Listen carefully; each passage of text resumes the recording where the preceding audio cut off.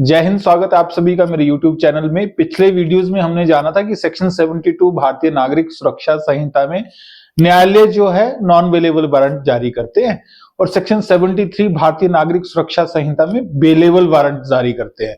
लेकिन क्वेश्चन ये होता है कि 72 में और 73 में न्यायालय ने वारंट तो जारी कर दिया, लेकिन वो वारंट लेके जाएगा कौन, अरेस्ट कौन करेगा। वारंट की जो एग्जीक्यूशन का जो तरीका है वो बताया गया है सेक्शन 74, 75 और 76 भारतीय नागरिक सुरक्षा संहिता में। सबसे पहले सेक्शन 74 भारतीय नागरिक सुरक्षा संहिता कहता है warrant to whom directed, warrant किसको डायरेक्ट किया जाएगा कि वारंट की सर्विस करनी है। सेक्शन 74 कहता है कि जो अरेस्ट वारंट होगा वो पुलिस ऑफिसर्स के नाम पर जारी होगा, मतलब पुलिस ऑफिसर को डायरेक्शन की जाएगी कि आप जो है अमुक व्यक्ति को अरेस्ट करके मेरे समक्ष इतनी तारीख को प्रस्तुत करें। नीचे न्यायालय के सिग्नेचर होंगे और स्टैंप होगी। ये कहेगा किसको, न्यायालय पुलिस ऑफिसर को, एक को भी कह सकता है या फिर एक से ज्यादा पुलिस ऑफिसर को भी कह सकता है अरेस्ट करने के लिए। उसके बाद सेक्शन कहता है, सबसेक्शन 1 का ही पार्ट है कि अगर पुलिस ऑफिसर अवेलेबल नहीं है, पुलिस ऑफिसर उपलब्ध नहीं है, तो न्यायालय किसी अन्य व्यक्ति को भी कह सकता है। अब पर्सन की डेफिनेशन में कोई भी आ सकता है। न्यायालय किसी भी व्यक्ति को जो है वारंट की एग्जीक्यूशन के लिए कह सकता है, अपने ऑफिस के किसी प्रोसेस सर्वर को कह सकता है, किसी भी व्यक्ति को जो है वारंट की एग्जीक्यूशन के लिए ड्यूटी लगा सकता है। सेक्शन 74 का सबसेक्शन 2 कहता है कि जब एक से अधिक पुलिस ऑफिसर्स को वारंट मार्क किया होगा कि आप इसकी सर्विस कराएंगे, तो उसमें से कोई एक पुलिस ऑफिसर भी सर्विस करा सकता है, सभी भी करा सकते हैं, या एक से ज्यादा पुलिस ऑफिसर भी करवा सकते हैं। ऐसा नहीं है कि जिनका नाम लिखा है वही करवाएंगे।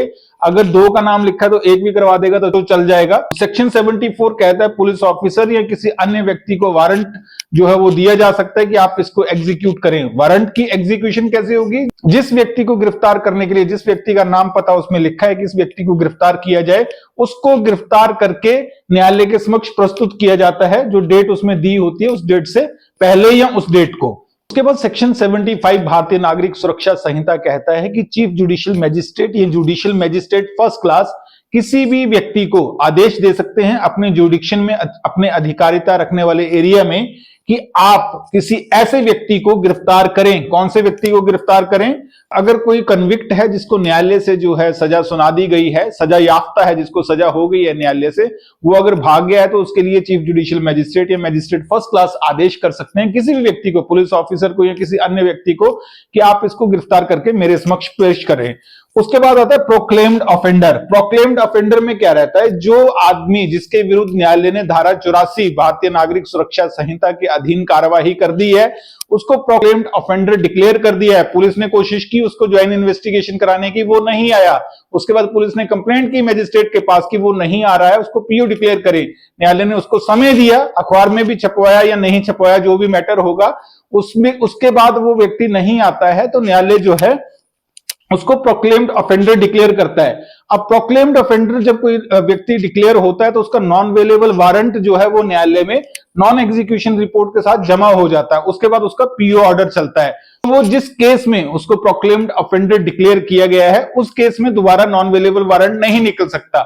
लेकिन अगर वो किसी एक केस में प्रोक्लेम्ड ऑफेंडर है और न्यायालय को पता चलता है कि वो उसके अधिकारिता रखने वाले क्षेत्र में कहीं रह रहा है, तो पुलिस की कंप्लेंट पर न्यायालय उसके अगेंस्ट जो है नॉन अवेलेबल वारंट जारी कर सकते हैं। मतलब किसी अन्य केस में न्यायालय जो है उसके अगेंस्ट नॉन अवेलेबल वारंट जारी करके किसी व्यक्ति को कह सकते हैं या फिर पुलिस ऑफिसर को कह सकते हैं कि आप उसको गिरफ्तार कीजिए। उसके बाद किसी ऐसे अभियुक्त को जिसने कोई नॉन अवेलेबल ऑफेंस किया हुआ है और वो अपनी अरेस्ट को इवेड कर रहा है, मतलब अपनी अरेस्ट जो है वो नहीं होने दे रहा, छुप रहा है या कहीं भाग जा रहा है, पुलिस के अप्रोच करने पर वो नहीं मिल रहा है, तो उसके लिए भी जो है सीजीएम या मजिस्ट्रेट जो है फर्स्ट क्लास वारंट जारी कर सकते हैं। पुलिस को कह सकते हैं कि इसको आप गिरफ्तार कीजिए। आपने देखा होगा पुलिस जब भी पिटीशन लगाती है किसी की नॉन अवेलेबल वारंट के लिए, उसमें रेडिंग अरेस्ट जो है वो लिखा होता है। तो वो इसीलिए लिखा होता है क्योंकि सेक्शन 75 भारतीय नागरिक सुरक्षा संहिता में कहा गया है कि एक्यूज्ड जिसने नॉन अवेलेबल अपराध किया है और ज्वाइंट इन्वेस्टिगेशन नहीं कर रहा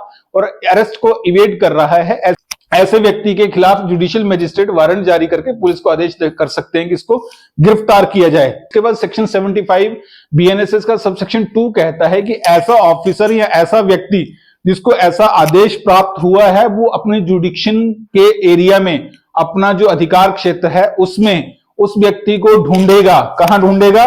किसी जमीन में, किसी प्रॉपर्टी में, कहीं पर वो निवास कर रहा है वहां पर उसको ढूंढकर उसको गिरफ्तार कर सकता है, अपनी कस्टडी में ले सकता है। और अगर वारंट अवेलेबल है, सेक्शन 73 भारतीय नागरिक सुरक्षा संहिता के प्रावधान अगर वहां पर लागू होते हैं तो उसको जमानत पर छोड़कर उससे जमानत मुचलका भरवा के वारंट की कॉपी के साथ न्यायालय को भेज देगा। लेकिन अगर वारंट नॉन अवेलेबल है तो उसको गिरफ्तार करके न्यायालय के समक्ष पेश करेगा। यहां पर एक चीज और कही गई है कि पुलिस ऑफिसर के अलावा कोई अन्य व्यक्ति अगर किसी को गिरफ्तार करता है तो वो नियरेस्ट पुलिस ऑफिसर के पास उसको प्रस्तुत कर देगा। अगर पुलिस ऑफिसर गिरफ्तार करता है, सबसेक्शन 3 कहता है, तो वो मजिस्ट्रेट के पास पेश करेगा।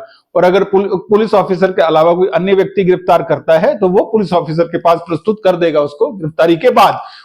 उसके बाद सबसेक्शन 76 कहता है कि जब पुलिस ऑफिसर को वारंट जो है वो जारी किया जाएगा कि आप इसकी एग्जीक्यूशन कराएं, तो वो पुलिस ऑफिसर किसी अन्य पुलिस ऑफिसर को भी वो वारंट एग्जीक्यूशन के लिए मार्क कर सकता है। सपोज कर लीजिए डिस्ट्रिक्ट के एसपी को मजिस्ट्रेट ने वारंट जारी कर दिया कि आप अमुक एबीसी नामक व्यक्ति को गिरफ्तार करके मेरे पास पेश करें। डिस्ट्रिक्ट के एसपी को कर दिया या एसएचओ को कर दिया, तो वो लोग जो है प्री ऑक्युपाइड हैं, बहुत ज्यादा एडमिनिस्ट्रेटिव वर्क्स उनके पास हैं, तो वो खुद तो अरेस्ट नहीं करेंगे, वो अपने किसी जूनियर ऑफिसर को डायरेक्ट करेंगे कि आप जो है मजिस्ट्रेट ने ये आदेश दिया, ये वारंट हमें दिया है, आप इस अमुक व्यक्ति को गिरफ्तार करके मजिस्ट्रेट के पास इतनी तारीख से पहले पहले पेश करें। वो उसमें इंडोर्समेंट करेंगे, मतलब नेसेसरी एक्शन के लिए लिखेंगे, तभी जो है जूनियर ऑफिसर उसमें अरेस्ट करने के लिए प्रोसीड करेगा। उसके बाद सेक्शन 77 भारतीय नागरिक सुरक्षा संहिता आता है। वो कहता है कि जब भी कोई पुलिस ऑफिसर या अन्य व्यक्ति जब भी वारंट एग्जीक्यूट कर रहा होगा तो वो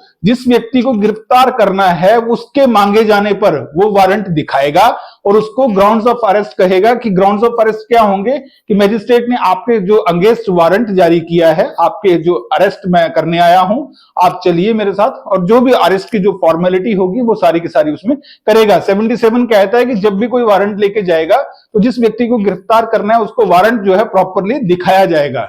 तो ये था सेक्शन 74, 75, 76, 77 भारतीय नागरिक सुरक्षा संहिता। ऐसे ही हमारे साथ जुड़ते रहिए, चैनल को सब्सक्राइब कीजिएगा, ज्यादा से ज्यादा लोगों तक शेयर कीजिएगा। मिलते हैं हमारे अगले वीडियो में। जय हिंद, जय भारत।